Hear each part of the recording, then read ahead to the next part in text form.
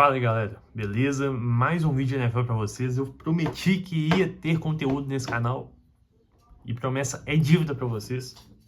Então, cara, a NFL tá passando muito rápido. Se não ficar esperto aí, já acaba, você nem percebeu. Semana 8 acabou e o nosso Atlanta Falcons, hein? Nossa, é complicado. Como se confiar nesse time tão inconsistente que não é de hoje que essa inconsistência aparece em Atlanta? Antes de começar a falar dos Falcons em si, eu quero trazer uma reflexão. Para quem não sabe, eu faço lives na Interceptados toda terça e quinta. Estamos ao vivo. Opa, ao vivo não existe. Ao vivo no Interceptados, no canal do Interceptados. Siga Interceptados no Instagram e aqui no YouTube também. E nessas lives tem o Guilherme Brasil, um abraço pro Guilherme, participante da live, torcedor da Atlanta Falcons. E em uma das conversas da live a gente falou sobre inconsistência. E parece que o torcedor de Atlanta nem liga mais para essa inconsistência. Já se acostumou com a franquia ser inconsistente, altos e baixos, porque uma semana você bate nos Bills, muito bem batido, e na outra você toma 34 pontos de Miami e faz apenas 10 contra essa fraquíssima defesa dos Dolphins. Cara, eu não entendo. É um time que eu sempre fico com 3 pés atrás para me animar e falar, opa, esse time pode brigar com o Tampa Bay na divisão. Eu acho que os Falcons ainda dão muita sorte que Saints e Panthers são times medíocres e muito ruins mesmo, que vêm de fases péssimas. Porque senão, brigaria para ser a segunda força da divisão. Hoje, pelo menos na minha visão, mesmo desfalcado do Tampa Bay, tá? Os Buccaneers são 3 patamares acima que os Falcons. É claro, em um dia, em um jogo, um confronto direto, isso pode mudar. Os Falcons vencerem e ganhar a divisão esse ano? Pode. Mas hoje, depois da semana 8, os Buccaneers são muito mais time, no geral, ataque, defesa, comissão técnica, do que os Falcons. Tem alguns motivos para isso. Aproveitando que eu falei da partida contra os Dolphins, eu sei, torcedor, o Penix não jogou, foi o Kirk Cousins, a gente viu que o Cousins está com a lataria meio enferrujada. Eu vi muita gente falando que o velhinho desaprendeu a jogar.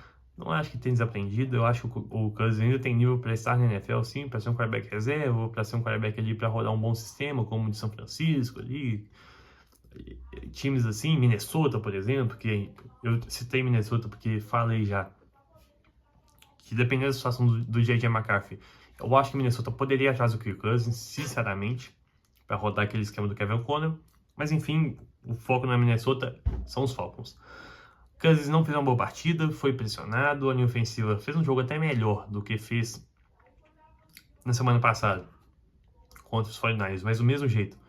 Uma linha ofensiva que está oscilando demais, é uma linha ofensiva que é subestimada na minha visão com o jogo terrestre. No jogo terrestre, abrindo espaço, é uma baita linha ofensiva, talvez a melhor da NFL, mas protegendo o passe sempre teve seus engasgues, não é de hoje isso tudo. Então o Cousins é um cara que você tem que proteger muito bem, e não foi tão bem feito. O Bijan Robinson, 9 corridas para 25 jardas, triste, um jogo triste do Bijan Robinson, triste. A gente sabe que se esse time dos Falcons não tem volume terrestre, o ataque morre. O Bijan Robinson precisa ter volume, precisa ter carregada, precisa ter eficiência terrestre, senão esse ataque não é nada. Nada.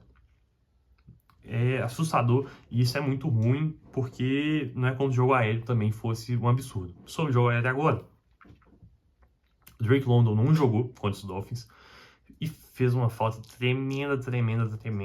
Eu já falei algumas vezes que eu acho que a Atlanta precisa ir atrás de mais um recebedor para esse grupo, porque hoje, de confiança mesmo, para mim é só o Drake London e, óbvio, o Bijan Robinson recebendo passe é um monstro também. O Kyle Pitts vive de altos e baixos, foi o principal alvo nesse jogo contra os Dolphins, mas o Kyle Pitts está longe de ser aquele talento que a gente esperava que ele ia ser chegando no draft.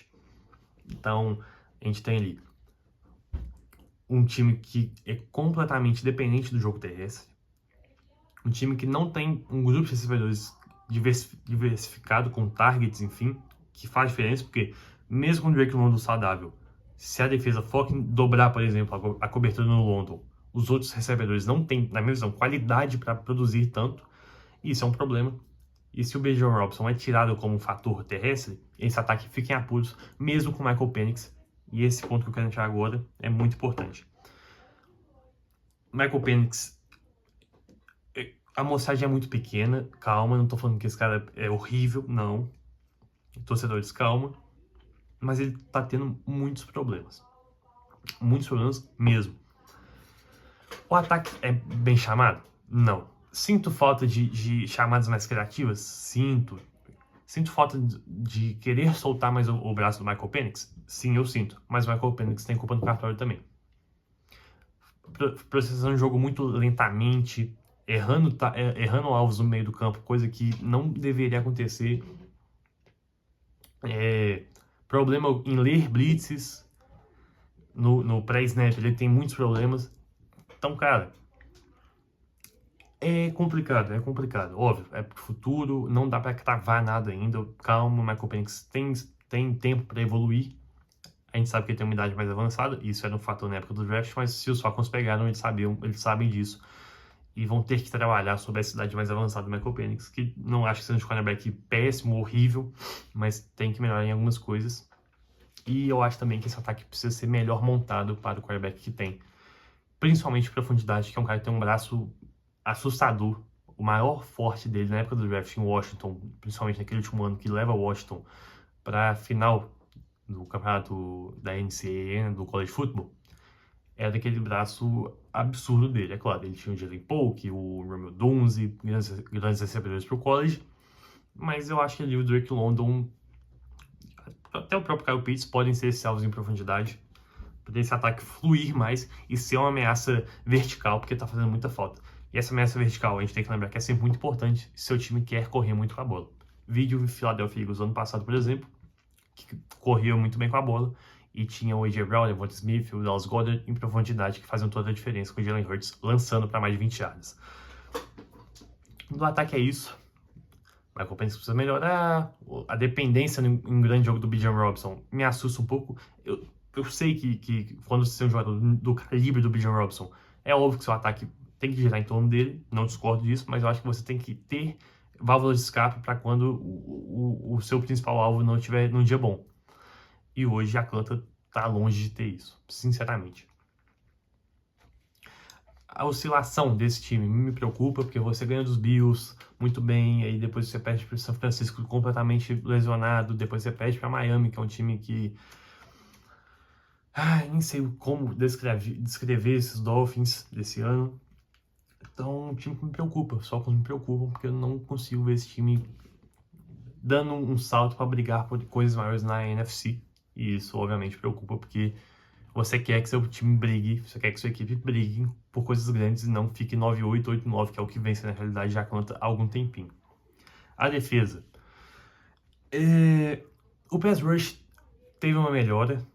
A gente tem que dar tempo ao tempo. Você tem o James Pierce Jr., que é um cara que vem jogando muito bem. É um cara que eu gosto bastante. Eu gostava na época do draft. Você tem me fugiu o nome. De Georgia. Walker, se eu não me engano. Linebacker / Edge, que também tá aos poucos entendendo como vai jogar na NFL. Ele tinha esse problema vindo do college. Como ele não era nem um edge rusher, nem um linebacker assim, cravado, não tinha uma posição uma posição assim. Esse cara é isso. Ele jogava de edge e de linebacker. Ainda sinto ele meio perdido. Mas o Walker é um cara que pode ter um futuro legal na liga. Meu problema nessa defesa está mais na secundária. E quando eu digo secundária, é o grupo de cornerback. Cornerback me preocupa em Atlanta. Por quê? Para além do AJ Terrell, que já é um cara que eu tenho um pé atrás ali, um cara que, enfim, é um bom jogador, mas não acho isso tudo que algumas pessoas pintam. Para além do AJ Terrell, eu acho esse grupo de cornerback muito fraco mesmo. E às vezes eu acho que por ter uma boa dupla de safeties com... Perdão, garganta seca, é o terceiro vídeo que estou gravando aqui para vocês. O conteúdo não para aqui para vocês, hein. Mas para além do Xavier Watts, o calor que veio de Notre Dame esse ano que vem fazendo uma boa temporada, e do Jess Bates, que é um bom safety também, como você tem dois safeties que estão produzindo bem, às vezes o seu grupo de cornerbacks fica meio escondido os problemas ali. Mas eu vejo bastante problema nesse grupo de cornerbacks, principalmente em jardas pós-recepção e perca de tackles. coisa básica na NFL que não pode acontecer. O time tá perdendo muito tackle e não é só dessa semana contra os Dolphins. É um time que perde muito tackles. É uma defesa que tá passando por uma reformulação, eu entendo isso, mas poderia ser melhor pelas peças que tem, pelo talento que tem disponível e principalmente por que quer alçar brigas nesse ano.